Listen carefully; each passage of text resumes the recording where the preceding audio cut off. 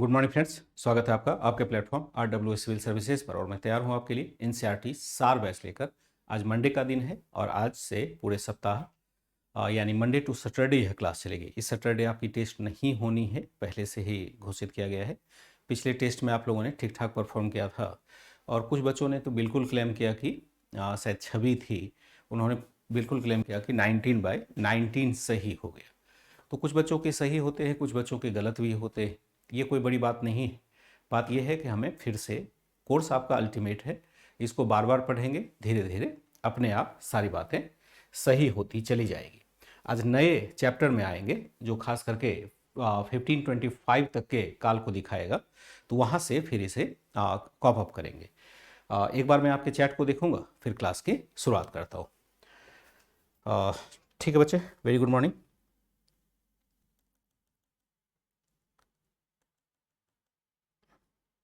चलिए, good morning. और कोई दिक्कत नहीं, मैं आशा करता हूं कि सारी बातें समझ पा रहे होंगे।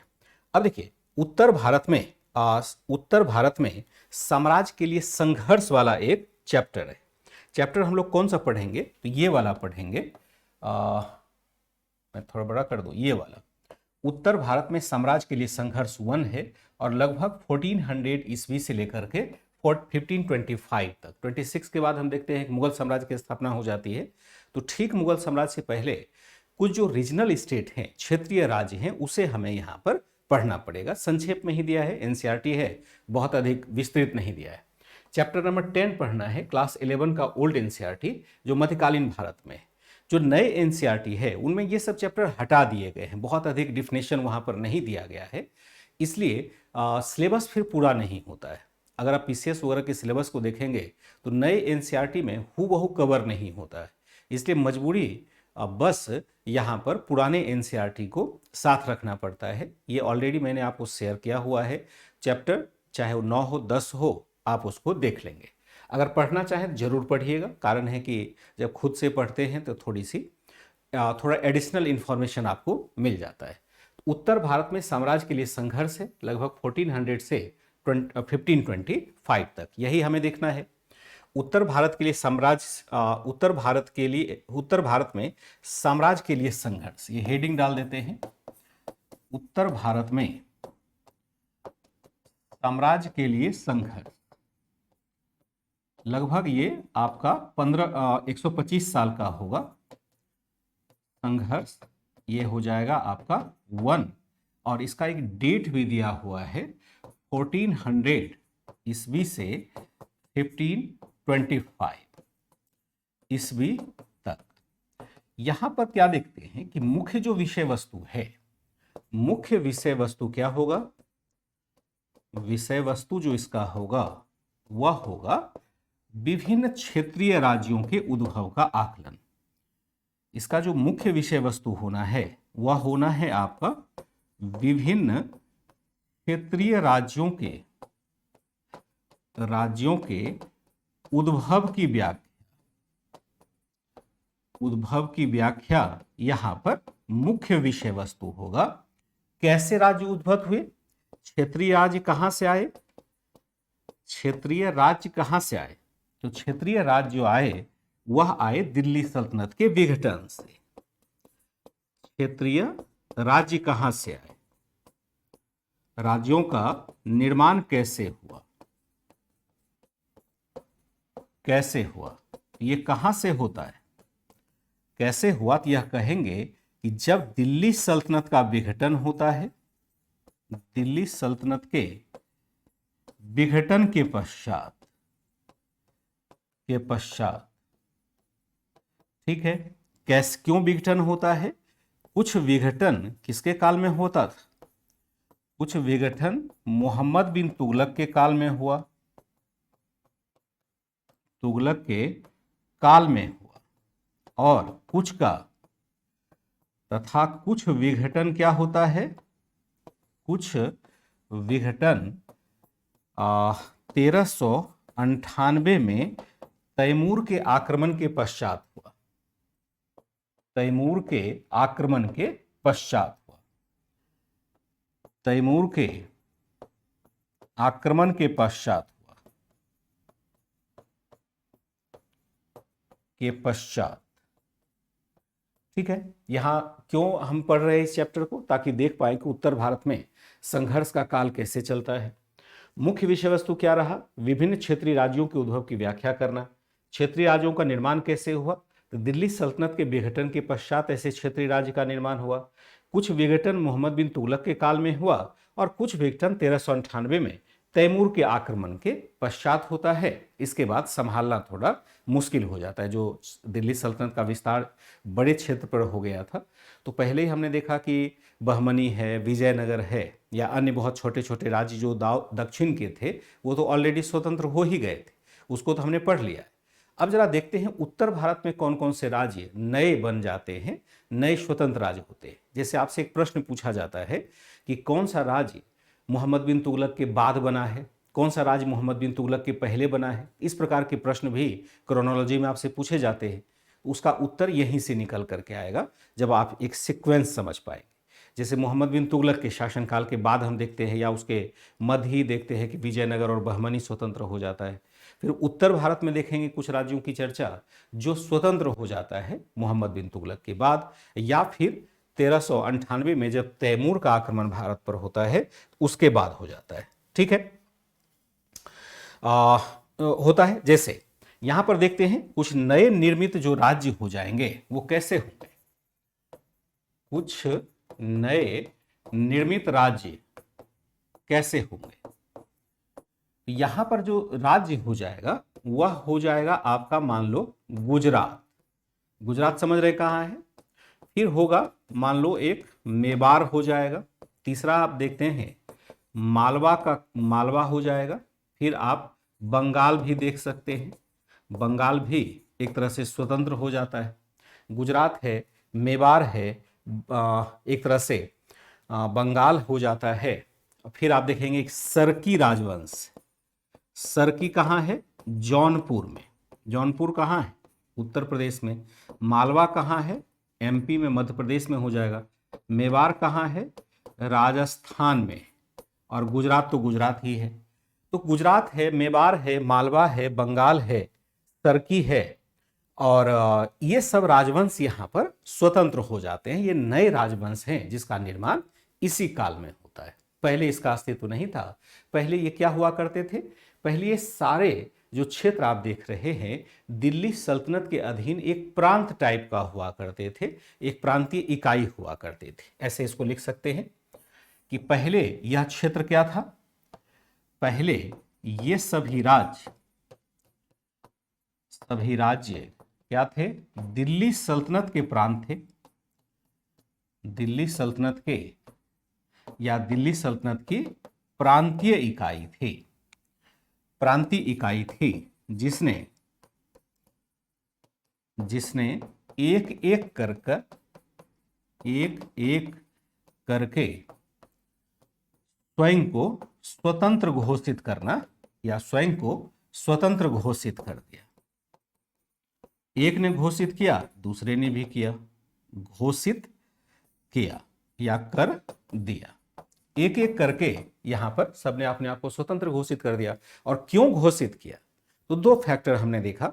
एक तो दिल्ली सल्तनत का बहुत व्यापक विस्तार हो गया था मोहम्मद बिन तुगलक के शासनकाल में, तो स्वाभाविक है कि फिर उतना संभालना मुश्किल होगा। खास करके अगर कोई अयोग्य शासक आ जाता है, जैसे फिरोज शाह तुगलक को देखें, वह सैन्य प्रतिभा का धनी नहीं था, तो स्वाभाविक है कि जहां पर भी आक्रमण करेगा वो असफल ही हो जाता है। बंगाल पर हमला किया, असफलता मिली। इसी तरह से देखेंगे जो दूरस्थ क्षेत्र है, जैसे गुजरात, दिल्ली से थोड़ा दूर हो जाएगा गुजरात, तो गुजरात अगर दूर है तो वहां पर नियंत्रण प्राप्त करना ऐसे ही मुश्किल होगा। बंगाल स्वतंत्र नहीं हो जाएगा क्योंकि वह भी बहुत दूर है। मैप तो दिमाग में, जब ये बंगाल और गुजरात की चर्चा करते हैं तो मैप दिमाग में खुलता है या नहीं खुलता है, कि बात करें दिल्ली से गुजरात पूरब में है कि पश्चिम में, गुजरात दिल्ली से पूरब होगा या पश्चिम होगा, क्या कहां होगा, पूरब होगा या पश्चिम होगा। गुजरात को अगर देखें दिल्ली से कहां होगा, पूरब होगा या पश्चिम होगा। ये बातें अगर दिमाग में नहीं बैठ रही तो इसका मतलब है कि हमें मैप देखने की जरूरत है। वैसे मैंने मैप भी आपके लिए लिया हुआ है, लेकिन यह एक सामान्य बुद्धिबोध का प्रश्न है, सामान्य बुद्धिबोध का प्रश्न है। ठीक है, देखेंगे कि यहां पर कैसा होता है। तो यहां पर और भी कर सकते हैं, जैसे आप एक राज्य और भी इसमें जोड़ सकते हैं, कश्मीर को भी जोड़ दीजिए, कश्मीर भी स्वतंत्र हो जाता है। तो यहाँ पर मैंने पूछा था कि दिल्ली से गुजरात पश्चिम होगा या पूरब होगा, तो मुझे लगता है कि अधिकांश बच्चे सही उत्तर दे पाएंगे और वेस्ट होगा। चलिए ठीक है, पल्लवी प्रिया याद। तो चलिए साउथ वेस्ट वेस्ट इतना नहीं दिमाग लगाएंगे। असल में क्या है कि हमने एक मैप भी लिया हुआ है। देखिए ये क्या है, गुजरात का क्षेत्र है, और ऐसे तो गुजरात क्षेत्र आप नहीं देख पाएंगे, तो फिर दूसरा भी देख लेते हैं। ये गुजरात का एरिया जब भी आप पढ़ेंगे तो यहाँ पर आपको दो नोटिफिकेशन जरूर आएगा। जैसे आप देखेंगे कच्छ का इलाका है, काठियावाड़ का इलाका है, जिसको हम सौराष्ट्र का इलाका भी कहते हैं।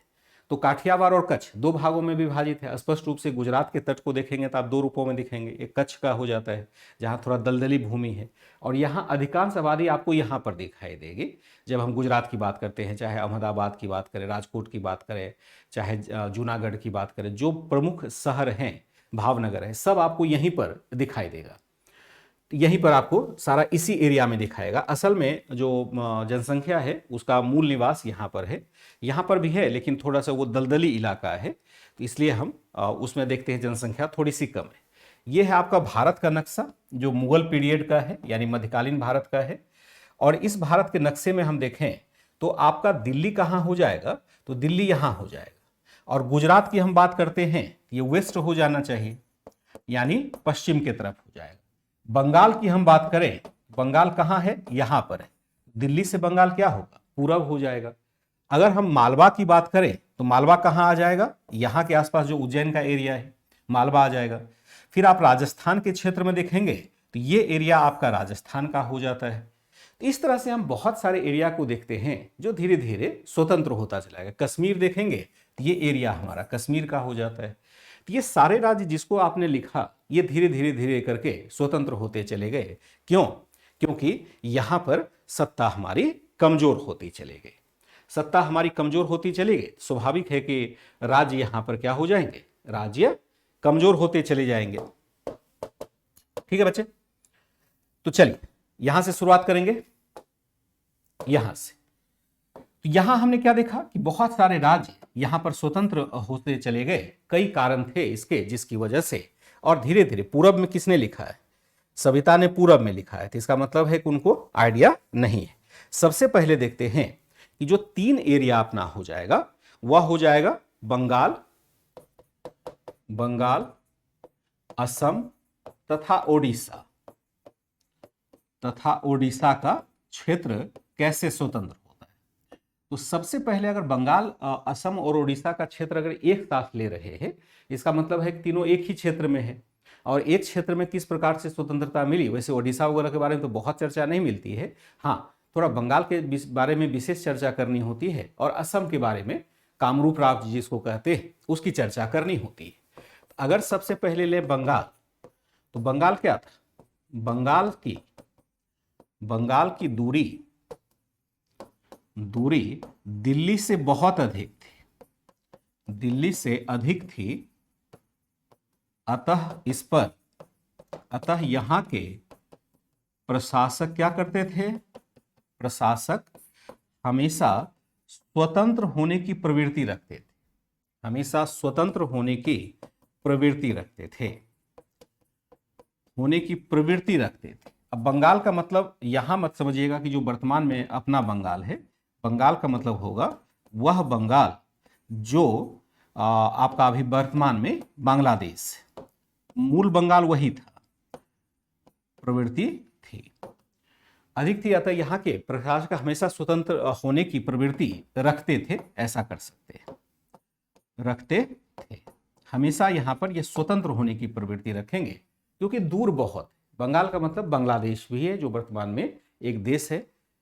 तो बांग्लादेश और जो पश्चिमी बंगाल है जो भारत के पास है, एक्चुअल में बिहार के सीमा के साथ टच किया हुआ था। तो उसको जनरली हम बहुत बंगाल का आंतरिक भाग नहीं समझते थे। बंगाल का आंतरिक भाग समझेंगे जो बांग्लादेश का एरिया है उसको। वर्तमान में उस समय तो सेवन सिस्टर्स जैसे राज्य की भी अवधारणा नहीं थी, कोई मतलब ऐसा नहीं पर्टिकुलर राज्य बना हुआ था।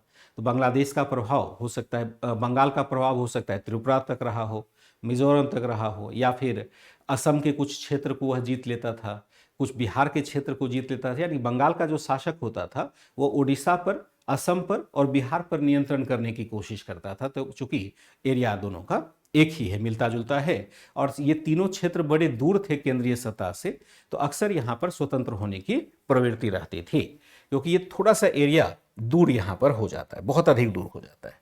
ठीक है, हमने क्या देखा यहाँ पर 1338 में हम क्या देखते हैं, 1338 में अंततः बंगाल स्वतंत्र हो जाता है।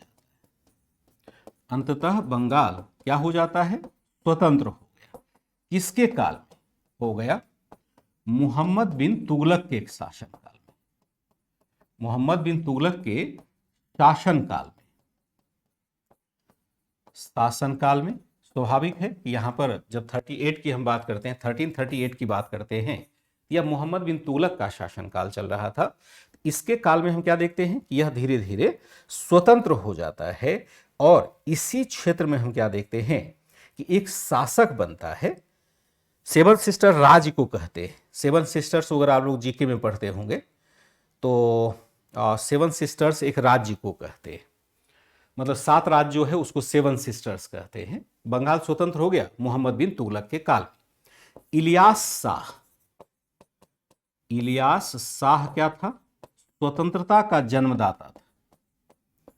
स्वतंत्रता का जन्मदाता था, जिसने क्या किया, जिसने स्वयं सुल्तान की उपाधि धारण कर ली। स्वयं यहां पर इसने सुल्तान की उपाधि धारण कर ली। जनरली आप देखेंगे सुल्तान की उपाधि कौन धारण करता है, जो दिल्ली सल्तनत का पार्ट है वहां के लोग सुल्तान की उपाधि धारण करते हैं। लेकिन जो स्वतंत्र हो गया वो क्या करेगा, खुद को सुल्तान ही घोषित करेगा। स्वतंत्रता के लिए जरूरी है कि लोग खुद को अपने आप को स्वतंत्र बताएं, इसके लिए आवश्यक है वह खुद को सुल्तान घोषित करे, अपने पदवी के आगे सुल्तान लगा ले। सुल्तान कौन होता है, खलीफा का अनुचर होता है, यानी जो खलीफा की सत्ता को मान्यता देते हैं वो सुल्तान कहलाते हैं, और सुल्तान अलग अलग क्षेत्रों में हो सकते हैं। इसी वजह से अगर कोई शासक स्वतंत्र होता है वह सुल्तान की उपाधि धारण करता है। अगर इस्लामिक व्यवस्था वाला हो तो, जैसे आप बहमनी राज्य में भी देखेंगे तो वहाँ के शासक ने भी सुल्तान की उपाधि धारण की। मालवा में देखेंगे तो सुल्तान की उपाधि धारण करेगा। फिर आप देखेंगे गुजरात में तो सुल्तान की उपाधि धारण करेगा। यानी जो भी मुस्लिम राज रहा सब ने स्वतंत्रता के बाद फिर से सुल्तान की उपाधि धारण की। लेकिन इसको हम सल्तनत का विस्तार नहीं कहेंगे, यह एक क्षेत्रीय राज्य के रूप में उसको देखेंगे। ठीक है, इसने एक तरह से इसने क्या किया, इसने लखनौती राजधानी का नाम है, लखनौती वहां की राजधानी है, तथा सोनार गांव पर आक्रमण कर उसे मिला लिया। यानी अपने क्षेत्र का विस्तार इसने करना शुरू किया। लखनौती राजधानी हुआ करती थी। लखनौती लक्ष्मण सेन के समय हमने पढ़ा हुआ था। लखनौती का मतलब ये लखनऊ अपना उत्तर प्रदेश वाला मत समझ लेना। लखनौती एक बंगाल में भी है और वहां पर वह राजधानी हुआ करती थी। लखनौती जो बना है शब्द वह लक्ष्मण सेन के नाम पर बना हुआ है, उसी ने इस राजधानी की स्थापना की थी। हालांकि बाद में बख्तियार खिलजी ने उसे नष्ट कर दिया था। बाद में इसने फिर से इसको जीता और सोनार गांव भी जो एक प्रसिद्ध बंदरगाह था उस पर भी वह अपना नियंत्रण स्थापित करके अपनी क्षेत्र को करता है, विस्तार करता है। इसने आगे क्या किया, इसने आगे बनारस तक अभियान किया। बनारस समझते हैं, उत्तर प्रदेश का क्षेत्र है। अब वहां पर बंगाल से निकलते हुए वो बनारस तक आ जा रहा है। बहुत बड़ी बात होगी बनारस तक आना किसी भी सेना का, जो बंगाल की सेना है उसका बनारस तक आ जाना बहुत ताकत की बात होगी, क्योंकि वह बांग्लादेश से निकलेगा, पश्चिम बंगाल आएगा, फिर बिहार आएगा, फिर बिहार को पार करके फिर बनारस का क्षेत्र है। तो इतने बड़े क्षेत्र पर अपनी सेना को लेकर चला जाना, इसका मतलब वो ताकतवर रहा होगा तभी ऐसा कर सकता है, नहीं तो नहीं कर पाएगा। बहरहाल इलियास खान बहुत दिन नहीं चलेगा, क्योंकि क्षेत्रीय राज्य है तो यहाँ पर धीरे धीरे वह कमजोर भी होता जाता है। ठीक है, जैसे ही यहाँ तक बनारस तक आता है, इसके विस्तार को देखते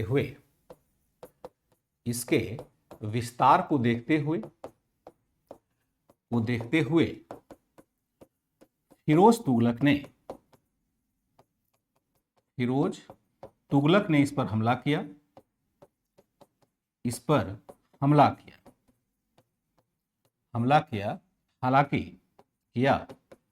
हालांकि यह क्या करता है, हालांकि यह स्वयं को बंगाल के या बंगाल स्थित इकदला के किले में, नाम है इकदला के किले में क्या किया इसने, इसके विस्तार को देखते हुए फिरोज तुगलक ने इस पर हमला किया। हालांकि यह स्वयं को बंगाल स्थित इकदला के किले में बंद कर पराजित होने से बचा रहा। यहां एक कहानी, कर पराजित होने से बचा रहा। अब एक कहानी है, इसके साथ थोड़ा सुन लेंगे। इसके विस्तार को देखते हुए फिरोज तुगलक जो दिल्ली का सुल्तान था, जब इसने काफी उत्पात मचाना शुरू कर दिया, जब इसने देखा कि भाई बनारस तक अभियान कर लिया, तो दिल्ली का सुल्तान क्या चुप बैठेगा तब तक। तो दिल्ली का सुल्तान इतना तो पावर था कि अलाउद्दीन खिलजी से बड़ी सीमा को फिरोज तुगलक फिर भी धारण करता था। फिरोज तुगलक को आ गया गुस्सा। वैसे तो वह युद्ध वगैरह करता नहीं था। जब देखा कि वह दिल्ली की तरफ बढ़ रहा है इलियास शाह, तो इसने क्या किया, फिर कहा कि चलो बेटा मैं तुम्हें अब चेक करता हूं, और इसने हमला किया, बनारस से पीछे खदेड़ते हुए इसको बंगाल तक लाया। अब बंगाल में क्या होता है, देखिए कोई भी युद्ध होता है तो कोई एक दो दिन में समाप्त नहीं होता है, क्योंकि युद्ध ये महीनों सालों तक चलता रहता है। क्योंकि कोई फाइनलाइज तभी हम किसी युद्ध को मानेंगे जब किसी राजधानी पर हम कब्जा कर लेते हैं या राजा को मार डालते हैं, जिससे युद्ध हो रहा है। पहले यही होता था, राजा मरेगा तभी जाकर के युद्ध आप जीता हुआ मानेंगे, या उसकी राजधानी पर कब्जा करके राजा को भगा देंगे तभी यह युद्ध क्लियर माना जाएगा। अब इलियास शाह तो बंगाल छोड़ करके बनारस में बैठा हुआ था, उसको पीछे खदेड़ते हुए फिरोज शाह तुगलक आगे बढ़ रहा है, बीच में नदी नाले वगैरह सब पड़ते हैं, बंगाल जाना है, बहुत मुश्किल काम है। लेकिन फिरोज तुगलक आगे बढ़ता रहा। जब इसने देखा कि फिरोज तुगलक पीछा छोड़ने के लिए तैयार ही नहीं है, एक बहुत ही सुरक्षित किला था, फोर्ट बना हुआ था, इकदला जगह नाम है एक बंगाल में, उसने अपने आप को उसमें बंद कर लिया, किले का दरवाजा बंद करके अंदर चुपचाप बैठ गया। अब फिरोज तुगलक के पास इतनी ताकत नहीं थी वह उस किले को तोड़ सके, क्योंकि पहाड़ी पर बना हुआ था और वहां तक ले जाने के लिए बड़े बड़े तोप चाहिए थे। बड़ा तोप तो फिरोज तुगलक के पास था नहीं, उस समय बहुत इतना विस्तार भी तोपों का हुआ नहीं था। अब तोप नहीं था तो स्वाभाविक है किला तोड़ना बड़ा मुश्किल है। वह बैठा रहा और 6 महीने तक बाहर घेरा डाल करके फिरोज तुगलक भी बैठा रहा। अब फिरोज तुगलक कितना देर वेट करे, संभव नहीं है। किसी तरह से एक समझौता करके वह वापस आ गया और फिरोज तुगलक ने कहा कि भाई जहां शासन करता है करने दो, मुझे मुसलमानों का खून नहीं बहाना है, क्योंकि अगर युद्ध होता है इसमें दोनों पक्ष के मुसलमान ही मारे जाएंगे, क्योंकि वह धार्मिक रूप से थोड़ा कट्टर था। तो अपना बहाना ढूंढा उसने और इकदला का किला उसी के अधीन छोड़ करके किसी तरह से एक समझौता किया, किसी तरह से, जैसे उसने कहा कि स्पष्ट रूप से मैं आपकी अधीनता स्वीकार करता हूं, इतना ही कह दिया तो काफी हो गया। जैसे झगड़ा लड़ाई में क्या होता है, जब जीतते हुए नहीं पाए जाते हैं क्या कहते हैं, सॉरी बोलो, सॉरी बोल। और जैसे सॉरी बोलता है, सॉरी बोलने से कुछ हो नहीं जाता है, बस ईगो सेटिस्फाइड हो जाता है कि हाँ ये हमसे झुक गया, बस इतना ही होता है। तो सॉरी बुलवा करके ये भी वापस चलाता है, क्योंकि इससे कुछ हुआ नहीं, जो जहां था वहीं स्वतंत्र रह गया। हाँ, फिरोज तुगलक वापस लौटता है तो जैसा कि हमने देखा कि जौनपुर नगर वगैरह बस आता है। तो हमने क्या देखा, इकदला में बंद कर स्वयं को इसने पराजित होने से अपने आप की रक्षा कर ली। फिर हम क्या देखते हैं, अंततः दोनों में समझौता होता है। हाँ, कह सकते हैं बनारस के साइड से है तो वहां तक पहुंच गया था ये सेना लेकर के। बंगाल से बनारस की दूरी देखेंगे बहुत बाद में, बहुत हम देखते बहुत दूर पड़ता है। बाद में क्या होता है, बाद में इलियास शाह ने क्या किया, इलियास शाह ने असम पर भी अधिकार कर लिया। शाह ने असम पर भी अधिकार कर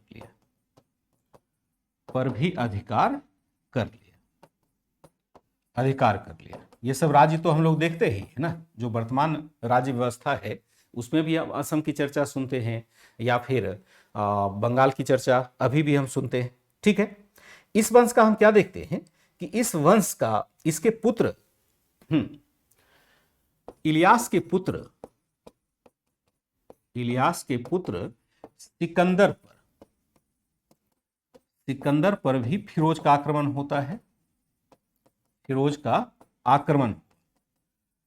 लेकिन उसने क्या किया, यह भी होशियार निकला हुआ। हालांकि इसने भी स्वयं को इकदला के किले में बंद कर सुरक्षित कर लिया। इसने भी स्वयं को इकदला के किले में बंद कर स्वयं को सुरक्षित कर लिया। इसके बाद कर लिया। इसके पश्चात अगले 20 वर्षों तक कोई आक्रमण नहीं हो पाया। इसके पश्चात अगले 20 वर्षों तक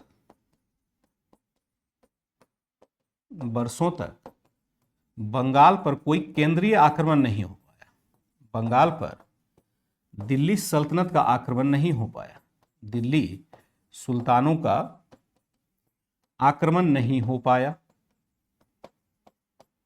यानी 2 शासक थे, शुरुआत में हुआ, आक्रमण नहीं हो पाया। एक तरह से यह अब जाकर के व्यवहारिक रूप से स्वतंत्र हो गया। देखिए हुआ क्या, जो पहला था इसका इलियास शाह पिता, वो खुद को इकदला के किले में बंद कर लेता है, और बंद कर लेता है तो फिर फिरोज शाह जीत नहीं पाता है। लेकिन फिर उसने असम पर भी अधिकार कर लिया। फिर फिरोज शाह को गुस्सा आ गया, क्या ऐसा कैसे, मुझसे समझौता किया था कि क्षेत्र विस्तार नहीं करेंगे। फिर वह चला अभियान लेकर के, अब दिल्ली से सेना लेकर के चला हुआ बंगाल को जीतने के लिए। तब तक इलियास शाह की मृत्यु हो गई, उसका बेटा बन गया था सिकंदर शाह सुल्तान। सिकंदर शाह ने अपने पिता की तरह ही फिरोज शाह तुगलक से डायरेक्ट झगड़ा मोल नहीं लिया, और उसने खुद को जाकर के फिर से इकदला के किले में अपने आप को बंद कर लिया। अब फिरोज शाह फिर उसी मुश्किल में पड़ गया। अंततः फिर उससे समझौता करके फिरोज शाह तुगलक को आना पड़ा। फिरोज शाह तुगलक ने 2 ही अभियान किया था बंगाल के लिए, और दोनों बुरी तरह से असफल हो जाता है। इसी बात को लिखा गया है। बाद में इलियास शाह ने असम पर अधिकार कर लिया। इलियास के पुत्र सिकंदर पर भी फिरोज का आक्रमण हुआ। हालांकि इसने भी स्वयं को इकदला के किले में बंद कर स्वयं को सुरक्षित कर लिया। इसके पश्चात अगले 20 वर्षों तक बंगाल पर किसी भी शासक का नियंत्रण नहीं हो पाया था। किसी शासक का नियंत्रण नहीं हो पाया। एक और शासक यहां पर आता है, और वह होता है शमसुद्दीन। छोटे छोटे चाचक 2-3 शासक की चर्चा है, बहुत अधिक यहां फैक्ट्स नहीं दिया गया है। शमसुद्दीन आजम शाह एक शासक होता है। अभी 2 शासक की हमने चर्चा की थी, इलियास शाह की चर्चा की थी, सिकंदर शाह की चर्चा की थी। यह हो जाएगा शमसुद्दीन आलम शाह, जो 1389 से 1409 ईस्वी तक शासक रहता है। यह एक नया शासक बनता है शमसुद्दीन आजम शाह। इसके साथ बहुत कुछ कहानी नहीं जुड़ी हुई है। एक कहानी जरूर जुड़ी हुई है। यह क्या होता है, यह के एक तरह से 2 बात इसको जरूर देखेंगे। जैसे प्रसिद्ध शायर था हाफिज, उसका यह संरक्षक था। प्रसिद्ध शायर सिराज के, या सीधे लिखिए प्रसिद्ध शायर हाफिज का संरक्षक था। इसने लिख दीजिएगा, इसने प्रसिद्ध शायर हाफिज को संरक्षण दिया।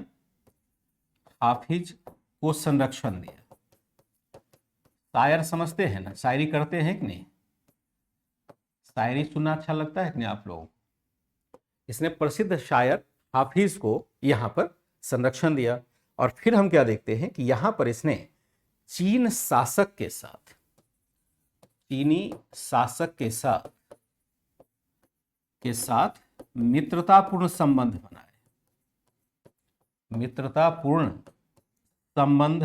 बनाए। यानी उसके दरबार में राजदूत का आदान प्रदान होता है। यानी चीन शासक का दूत भी आता है बंगाल, और बंगाल के दूत भी चीन के दरबार में जाते हैं। चाइना से हम क्यों बेहतर संबंध स्थापित करना चाहते हैं? क्योंकि हमें व्यापार करना है, हम व्यापारिक वस्तु को बेचना चाहते हैं या व्यापारिक वस्तु प्राप्त करना चाहते हैं। इसलिए चीन के शासक से बार बार भारतीय शासकों ने अच्छे संबंध यहां पर स्थापित करना चाहा। इसके बाद हम क्या देखते हैं, इसके पश्चात या इस वंश के पश्चात गणेश नामक हिंदू शासक कुछ काल के लिए राजा बना। हालांकि इसके पुत्र ने राजा बना, हालांकि इसके पुत्र ने क्या कर दिया, हालांकि इसके उत्तराधिकारियों ने इस्लाम स्वीकार कर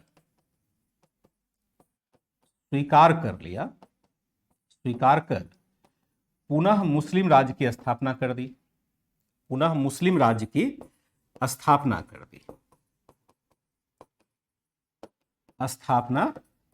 हुआ क्या, यहां पर एक शासक बना गणेश ने हिंदू राज्य की स्थापना कर दी। अभी ये मुस्लिम राज्य था और इसने क्या किया, हिंदू राज्य की स्थापना कर दी। लेकिन इसका उत्तराधिकारी सहन नहीं कर पाया, जो इसका बेटा वगैरह था, तो नियम से तो उस परंपरा को आगे बढ़ाता, लेकिन उसने फिर इस्लाम ही स्वीकार कर लिया, क्योंकि इस्लामिक कल्चर वहां स्थापित हो चुका था। इसलिए थोड़े समय के लिए गणेश शासक बनता है, लेकिन उसके बाद उसका जो बेटा था उसने खुद को इस्लाम में ढाल लिया, यानी इस्लाम स्वीकार कर लिया, और धीरे धीरे वह क्या होता है, शासक बन जाता है। तो फिर लंबे समय तक वह शासन करता रहता है। जो गणेश का पुत्र था वह क्या बन जाता है, शासक बन जाता है। ठीक है, हमने क्या देखा, इसने खास करके और भी देखेंगे, जैसे कि बांग्ला भाषा को इसी काल में प्रोत्साहन मिला। बांग्ला भाषा को इसी काल में प्रोत्साहन मिला।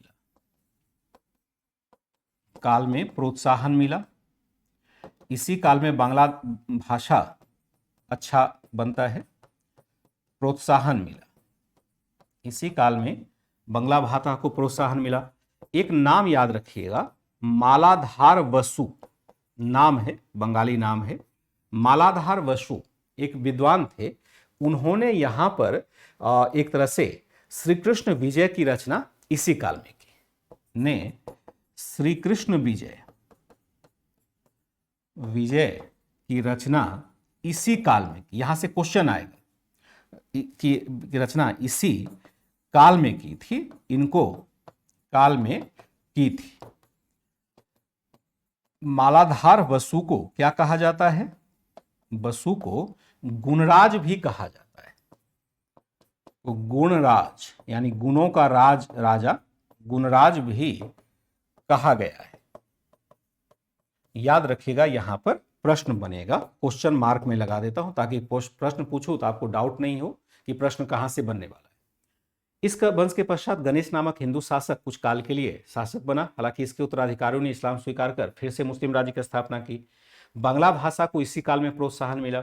मालाधार बसु ने श्री कृष्ण विजय, फैक्ट्स है, याद रखिएगा ये फैक्ट्स है कि रचना इसी काल में की थी। और मालाधार बसु को हम क्या देखते हैं, गुणराज के नाम से भी जानते हैं। गुणराज इसकी उपाधि भी हो जाती है, गुणराज हो जाती है।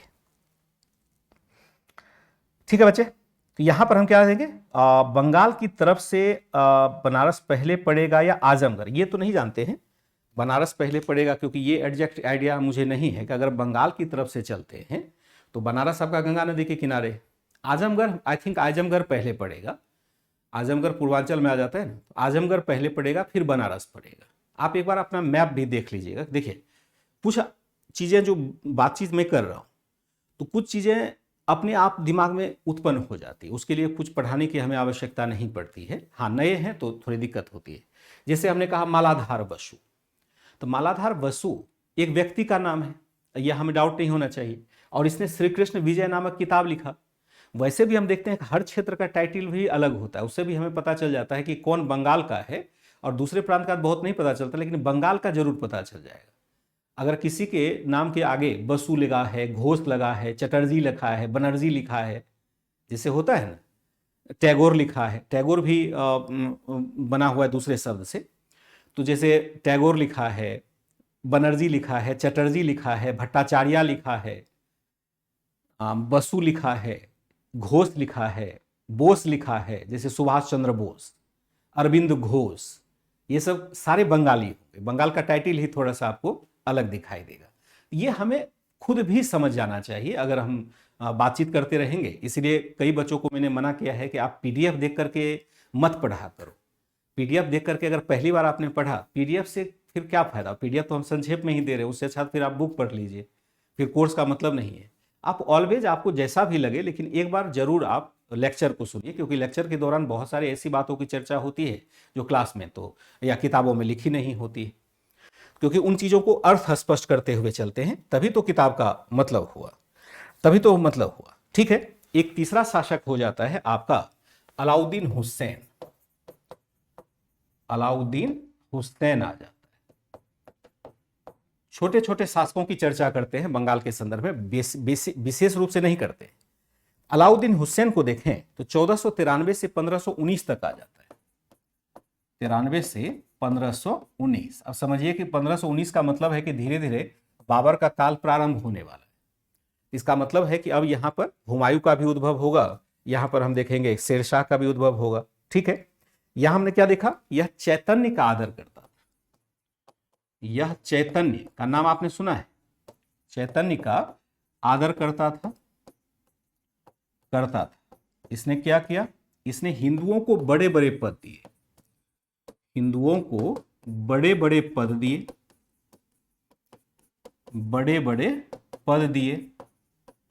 और यहां पर देखेंगे रूप तथा सनातन नामक भाई क्या था? भाई इसी के दरबार में उच्च पद था, इसके ही दरबार में उच्च पद पर आसीन था। इसके ही दरबार में उच्च पद पर था। अब देखिए होता क्या है कि धर्मनिरपेक्षता की अवधारणा है। धर्मनिरपेक्षता की अवधारणा भारत में है कि वह व्यक्ति विशेष रूप से धर्मनिरपेक्ष माना जाता है जो शासन प्रशासन में धर्म को स्थान नहीं देता हो, योग्यता को स्थान देता हो। व्यक्तिगत तौर पर हर व्यक्ति धार्मिक हो सकता है, मैं हो सकता हूं, आप हो सकते हैं, लेकिन सार्वजनिक जीवन में हम धर्मनिरपेक्षता का ही पालन करते हैं। जब हमारे पास कोई दायित्व आ जाता है, हम प्रशासक बन जाते हैं, जैसे अभी आप आईएएस बन जाएंगे, तो आईएएस बनेंगे तो हो सकता है कुछ मुस्लिम बच्चे आईएएस बने, कुछ हिंदू बच्चे आईएएस बनेंगे। स्वाभाविक है, दो धर्म अगर हम देखें, सिख भी बन सकते हैं, ईसाई भी बन सकते हैं। तो अगर यहां पर हम किसी धर्म से बिलोंग करते हैं और आईएएस बन गए, तो आईएएस बनते ही आपका धर्म समाप्त हो गया। नियम तो यही कहता है। आपको क्या करना है? फिर वहां धर्मनिरपेक्ष अवधारणा जो प्रशासन की है उसे लागू करना है, और जो योग्य व्यक्ति है, अच्छा कार्य है, सभी वर्गों के लिए हमें करना होता है। वहां पर हम धर्म, जाति, मूल वंश को नहीं देख सके, तब जाकर के हम अच्छा प्रशासक मानेंगे। जैसे ये एक मुस्लिम शासक है, लेकिन ये हिंदुओं को भी अच्छा पद देता है, अगर वह योग्य है तो उसको भी पद देता है। क्या माना जाएगा? यह एक अच्छा प्रशासक है जो अपनी सभी जनता को साथ लेकर के चलता है। हमेशा अभी भी वही शासक अच्छा माना जाता है जो धर्मनिरपेक्षता की अवधारणा अपने प्रशासन में लागू करता है। व्यक्तिगत तौर पर वह किसी भी धर्म का हो, लेकिन धर्मनिरपेक्षता की अवधारणा अपने प्रशासन में लागू करता है। दो व्यक्ति बड़ा चर्चा में रहा है, रूप और सनातन। ये बनेगा आपका क्वेश्चन। चैतन्य का नाम आपने सुना होगा, आशा करता हूं। कृष्ण भक्ति से चैतन्य जुड़े हुए थे। आज क्या है? कृष्णाष्टमी है। चैतन्य क्या है? चैतन्य है कृष्ण भक्ति के बड़े संत थे। कृष्ण भक्ति के बड़े संत थे। संकीर्तन प्रणाली का विकास किया।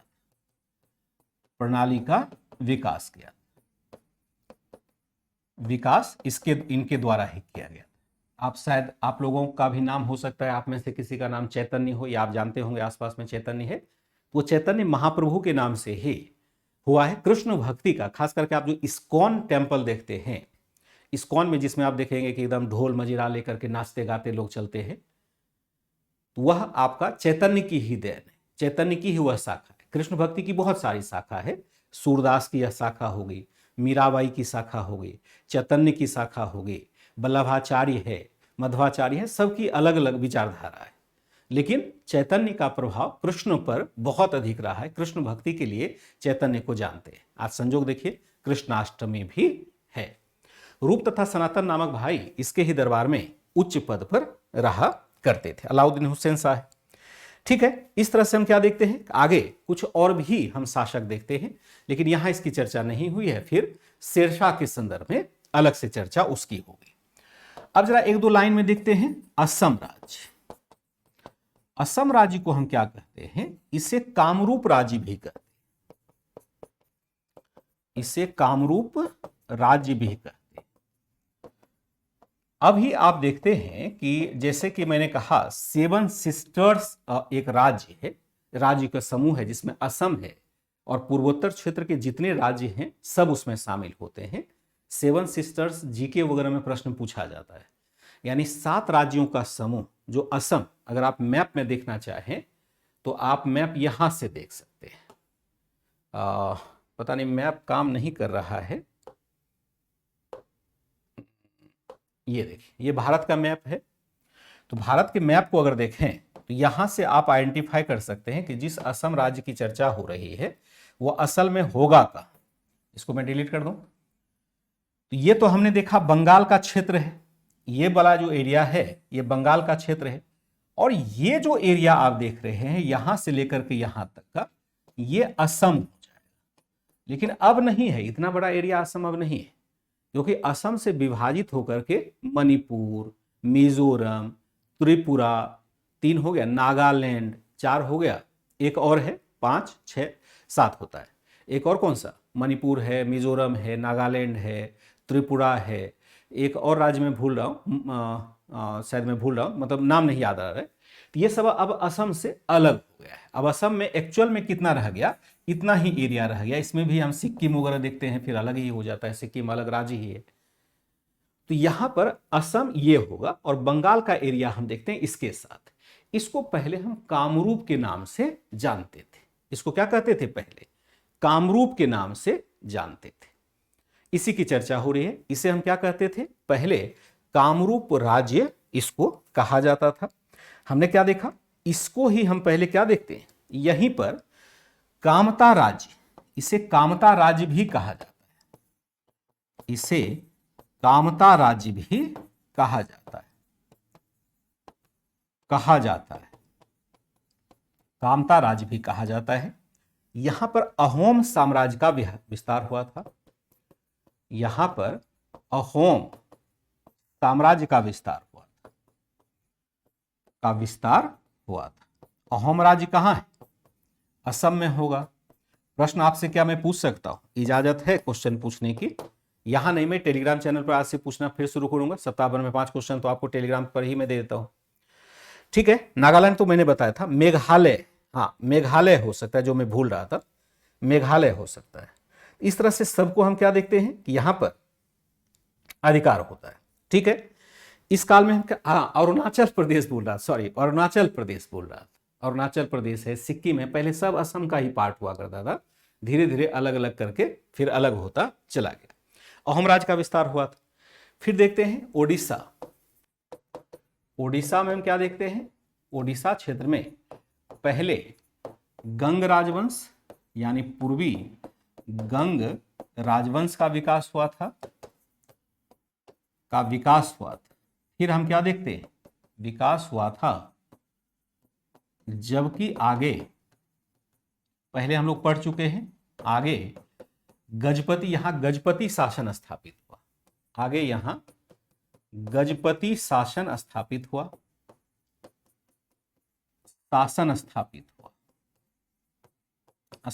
हुआ, ओडिशा के जाजनगर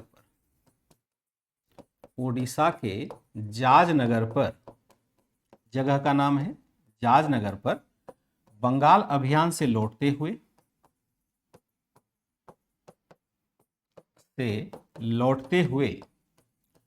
फिरोज शाह तुगलक ने हमला किया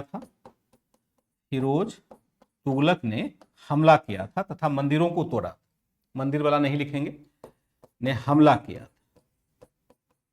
जाजनगर पर एक प्रसिद्ध मंदिर हुआ करता था, सूर्य मंदिर था, उसको यहां पर तोड़ दिया था फिरोज शाह तुगलक के द्वारा। जाजनगर पर हमला किया था। फिर हम क्या देखते हैं इसके बाद, हाँ ठीक है, एम के बिल्कुल ठीक है। इस तरह से हम क्या देखते हैं कि यहां पर फिर वह जो पुराना राजवंश था वह विघटित हो जाता है, फिर गजपति राजवंश स्थापित हो जाता है। यहाँ पर हमने पहले लिख दिया है कि गंग राजवंश है, गजपति राजवंश। इसके बारे में बहुत इंफॉर्मेशन हमें प्राप्त नहीं होता है। जो विशेष रूप से हमने पढ़ा वह बंगाल के बारे में पढ़ा, क्योंकि बंगाल के बारे में आगे भी हमें थोड़ा सा पढ़ना पड़ेगा, और विशेष रूप से पढ़ा तो गुजरात पर पढ़ा। ध्यान रखिएगा, गुजरात और बंगाल वगैरह के या जितने भी राज्य की मैं चर्चा कर रहा हूँ, ये राज्य अभी यहाँ तो एनसीईआरटी है, एनसीईआरटी के सार बैच में थोड़ा संक्षिप्त दिया गया है, लेकिन इसको हमें विस्तृत तौर पर पढ़ना है। जो अभी मैंने सुपर 60 वाला क्लास लगाया है ना, तो सुपर 60 वाले में मेडिवल हिस्ट्री जब आएगा तो वहाँ पर प्रांतीय राजवंश पर अलग से पढ़ेंगे, क्योंकि प्रांतीय राजवंश पर खास करके गुजरात को लेकर के, बंगाल को लेकर के प्रश्न पूछे जाते रहे एग्जामिनेशन में। तो जो बच्चे इस बार नहीं जा रहे हैं, जैसे मान के चलता हूँ कि एनसीईआरटी सार बैच के बच्चे 2025 में जाएंगे, तो उनको वहाँ पर पढ़ने की जरूरत नहीं होगी, क्योंकि डबल डबल आप क्यों करेंगे, आप इतनी मेहनत करने की जरूरत नहीं। उसके बजाय आप खुद को कंसंट्रेट करें एनसीईआरटी सार बैच पे। एनसीईआरटी सार बैच का अगर आपने निष्कर्ष निकाल लिया या बहुत अच्छी समझ विकसित कर ली, तो समझिए कि फिर आगे आपको बहुत कम कठिनाई होने वाली है, क्योंकि एकदम से मूल बातें यहीं पर हम सीख जा रहे हैं। फिर हम देखते हैं कि यहाँ पर फिरोज शाह तुगलक ने हमला किया था। ठीक है, इस तरह से हम क्या देखते हैं कि अब इस क्षेत्र में, पूर्वी क्षेत्र में ये सब राज्य स्थापित हुए थे जब दिल्ली सल्तनत का विघटन हुआ था। अब देखते हैं जिसकी चर्चा हमने शुरुआत में की थी, और यह था गुजरात राज्य। गुजरात राज्य पर हिंदू शासन कब खत्म हुआ था? गुजरात राज्य पर अलाउद्दीन खिलजी के समय, अलाउद्दीन खिलजी ने 1299 ईस्वी में हमला कर यहां से हिंदू राज्य को समाप्त कर दिया था। हिंदू राज्य को समाप्त कर दिया था,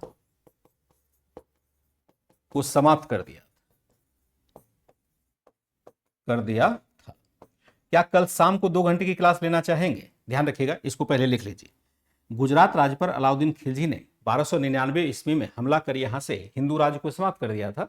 आपको याद होगा रामचंद्र, वहां याद होगा देवल रानी, कमला रानी वाली एक कहानी भी वहां पर मिलती है। तो खैर 1299 में अलाउद्दीन खिलजी वहां पर हमला करता है और वहां पर अपने सत्ता की स्थापना करता है। इसके साथ ही वहां से हिंदू शासन समाप्त हो जाता है। गुजरात पहले सोलंकी वंश के अधीन हुआ करता था, याद होगा। अनहिलवाड़ा जैसा प्रमुख बंदरगाह भी हुआ करता था, लेकिन बाद में हम क्या देखते हैं कि यहाँ पर अलाउद्दीन खिलजी ने उसे जीत लिया और अपने राज्य में मिला लिया। तब से वह सल्तनत का पार्ट बना रहा, लेकिन जैसे ही दिल्ली सल्तनत कमजोर होता है वह खुद स्वतंत्र अपने आप को कर लेता है। कल आपकी क्लास शाम को होनी है, याद रखिएगा। कल मंगलवार का दिन है, तो कल सुबह मुझे यूट्यूब पर एक क्लास लेनी होती है 8 बजे ही, तो कल आपकी क्लास शाम को होनी है। तो शाम को अगर तैयार होंगे आप लोग, थोड़ा लंबा ले लेंगे, 2 घंटे के आसपास ले लेंगे, क्योंकि कल अगर पहले से हम प्लान कर लेते हैं तो 2 घंटे लेने में कोई दिक्कत नहीं है। तो गुजरात राज्य पर अलाउद्दीन खिलजी ने 1299 ईस्वी में हमला कर यहाँ से हिंदू राज्य को समाप्त कर दिया था। बाद में हम क्या देखते हैं, यहाँ पर, हाँ चलिए बहुत बढ़िया, शिवांगी आपके पास थोड़ी दिक्कत है, शिवांगी कुशवाहा है ना, शायद आपका कॉपी चेक कर रहा था, एक ही कॉपी को आपने 10 बार भेजा है। तो आप यकीन नहीं करेंगे कि आपकी वजह से कितनी परेशानी में पड़ जाते हैं, कितनी दिक्कत होती है, कितना इरिटेशन होता है। तो आपसे करबद्ध प्रार्थना है, अच्छे बच्चे हैं आप ऐसा मत करिए, एक बार भेज दीजिए काफ़ी है। अगर दोबारा कॉपी भेजते हैं तो रीराइट करके भेजिए। आपने इस बार जो मचाया है उत्पात वो शायद ही किसी बच्चे ने किया होगा। 10 बार एक ही कॉपी भेजने का क्या मतलब है? मैं बहुत ही परेशान हो गया था आपके इस कदम की वजह से। तो आप पढ़िए, बहुत अच्छे से पढ़िए, सारा सपोर्ट आपको है, लेकिन आप परेशान मत कीजिए, क्योंकि आपकी वो हरकत से बहुत परेशानी हो जाती है। मुझे तो एटलीस्ट बहुत होती है, क्योंकि मैं सेंसिटिव होता हूँ कि हर बच्चे का कॉपी मैं रियल टाइम में चेक करके वापस करता हूँ। लेकिन इस प्रकार की हरकतें तो मुझे बहुत अच्छी लगी नहीं, तो मैं इसकी आलोचना करता हूँ। तो गुजरात राज्य पर अलाउद्दीन खिलजी ने 1299 ईस्वी में हमला कर यहाँ से हिंदू राज्य को समाप्त कर दिया। यह क्या था? यह दिल्ली सल्तनत का सबसे समृद्ध क्षेत्र था। दिल्ली सल्तनत का सबसे समृद्ध क्षेत्र, सबसे समृद्ध राज्य था। यह दिल्ली सल्तनत का सबसे समृद्ध राज्य। आगे हम क्या देखते हैं, आगे यह राज्य जफर खान के अधीन, आगे यह राज्य क्या हो जाता है? यह राज्य जफर खान के अधीन स्वतंत्र, अधीन क्या हो जाता है, स्वतंत्र। आगे यह क्या हो जाता है, आगे यह राज्य जफर खान के अधीन स्वतंत्र हो जाता है। जफर खान के अधीन क्या हो जाता है, स्वतंत्र हो जाता है। ठीक है बच्चे, स्वतंत्र हो जाता है। फिर हम क्या देखते हैं कि यहां पर जफर खान ने जो स्वतंत्रता की घोषणा की वह कब की, 1407 ईस्वी में। जफर खान ने क्या कर दिया, जफर खान ने स्वतंत्रता की घोषणा कर दी। ठीक है, 1407 ईस्वी में जफर खान क्या होता है, स्वतंत्र हो जाता है। और 1407 ईस्वी की बात करें उस समय लगभग तुगलक वंश का पतन हो चुका था और यहाँ पर लोदी वंश स्थापित हो चुका होगा, बहलोल लोदी वगैरह होगा। लेकिन गुजरात तक जाना उसकी सेना को तो बहुत मुश्किल था, गुजरात बहुत दूर के क्षेत्र में पड़ेगा। यहाँ पर जफर खान जो एक पहले हिंदू ही हुआ करता था, हिंदू चौहान राजपूत हुआ करता था, उसने खुद को धर्मांतरित कर लिया था, इस्लाम स्वीकार कर लिया और फिर वह प्रभावी शासक बनकर के उभरता है। जफर खान ने एक तरह से स्वतंत्रता की औपचारिक घोषणा कर दी कि मैं यहां पर क्या हो गया, स्वतंत्र हो गया। ठीक है, फिर हम देखते हैं इसने एक तरह से मुजफ्फर शाह की उपाधि धारण की। इसने मुजफ्फर शाह की उपाधि धारण कर ली।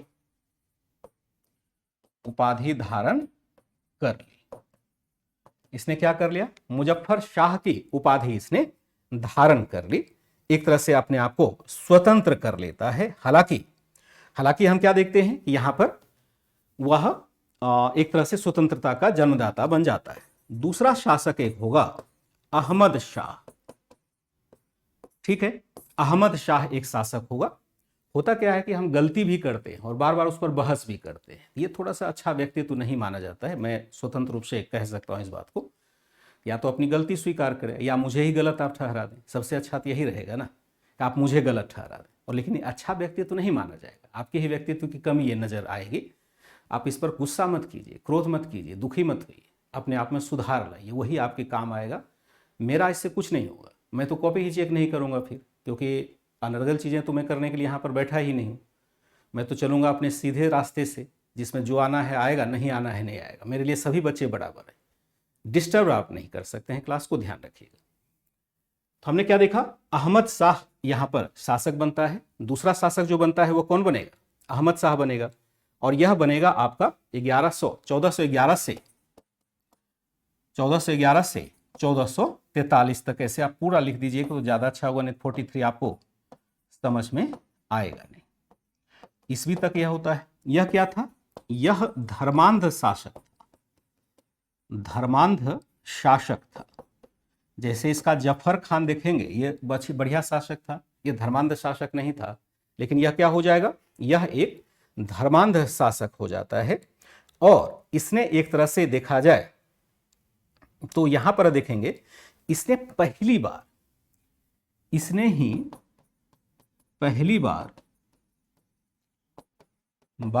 गुजरात के हिंदुओं पर, देखिए कभी कभी यहां पर प्रश्न एक बार फंस जाता है, गुजरात के हिंदुओं पर क्या कर दिया, जजिया कर लगाया। पहली बार इसने क्या कर लिया, यहां एक जजिया कर लगाया, जो जनरली उत्तर भारत में हम देखते हैं लगाया जाता था, लेकिन यहां पर नहीं लगाया जाता है। एक तरह से इसने एक तरह से पहली बार जजिया कर लगाया। वैसे गुजरात सल्तनत का वास्तविक जन्मदाता यही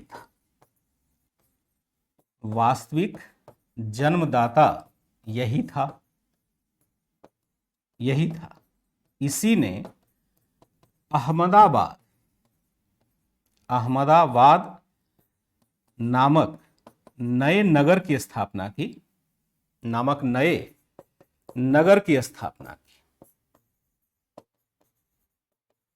स्थापना की। अहमदाबाद, वैसे गुजरात सल्तनत का वास्तविक जन्मदाता यही था। इसी ने अहमदाबाद नामक नए नगर की स्थापना की तथा इसे सुंदर स्थापत्य से सजाया। स्थापत्य से सजाया, इसे क्या किया? सुंदर सुंदर स्थापत्य से सजाया, यानी बड़े बड़े भवन यहां पर इसने निर्मित किए। नहीं, जफर खान इल्तुतमिश का सेनापति नहीं था। जफर खान तो वैसे अलाउद्दीन खिलजी का सेनापति था, लेकिन अलाउद्दीन खिलजी तो 1320 ईस्वी में है। ये लगभग आप देखते हैं कि 1409 में जाकर के स्वतंत्र, 1407 में स्वतंत्र होता है।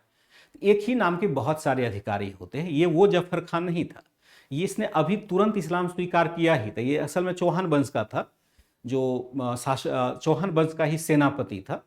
तो बाद में उसने इस्लाम स्वीकार कर लिया, अपना नाम चेंज करके जफर खान रख लिया। ये कंप्लीट अलग है। पहला जो जफर खान हमने अलाउद्दीन खिलजी के समय देखा था, वो जफर खान अलग था, नाम बल्कि हमें सेम नजर आता है। क्या देखा हमने? एक तरह से इसने बहुत सारे स्थापत्य से सजाया। जो मुख्य स्थापत्य हो जाएगा वह हो जाएगा आपका जामा मस्जिद। यह भी प्रश्न पूछा जा सकता है। जामा मस्जिद तथा तीन दरवाजा। तीन दरवाजा जो गुजरात के क्षेत्र में आप कभी विजिट करने जाएंगे, तीन दरवाजा आप देख सकते हैं, वहां पर अभी भी ये विद्यमान है, अभी भी ये विद्यमान है, तीन दरवाजा होगा। ठीक है बच्चे, यहां पर इसने एक महत्वपूर्ण स्थापत्य का निर्माण करवाया। हालांकि इसका हम क्या देखते हैं, प्रिंस गुप्ता, इस पर मैं चर्चा करता हूं थोड़ी देर में। तीन दरवाजा है, फिर हम क्या देखते हैं, इसी का मंत्री कौन था? इसी का मंत्री मणिक चंद्र था। मणिक चंद्र था। अब देखिए होता क्या है कि धर्मांतरण हम क्यों करते हैं, अपना धर्म परिवर्तन क्यों करते हैं?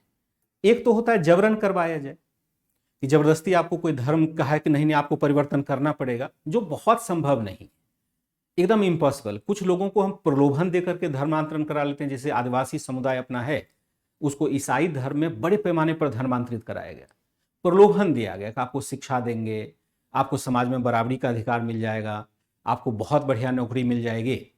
इस टाइप के प्रलोभन को देकर के हमने धर्मांतरण कराया है। तो धर्मांतरण के कई तरीके होते हैं, जबरन भी हो सकता है, प्रलोभन के आधार पर भी धर्मांतरण हो सकता है, और कुछ लोग स्वैच्छिक भी धर्मांतरण कर लेते हैं। उसको लगता है कि लाभ मिलने वाला है।